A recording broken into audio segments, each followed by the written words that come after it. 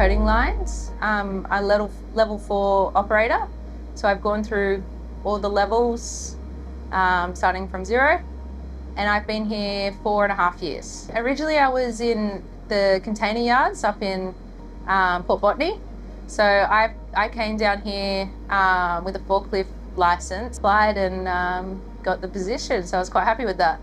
Our crew wasn't on when the 10 million tonne coil was rolled, but it is a big thing for the company, and they're quite proud of the achievement. So I do a little bit of art with the local Kumadichi girls. BlueScope sort of came to me and said, will you design something? And we got a lot of the employees got involved, and we all painted and put our mark. We've created something on the 10 million tonne coil.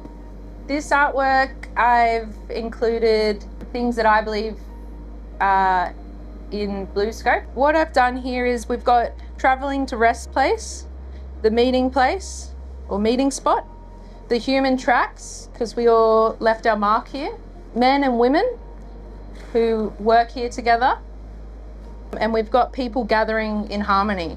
And then the soil is the colour that I've gone for, which we extracted our iron ore to create the steel we do for BlueScope.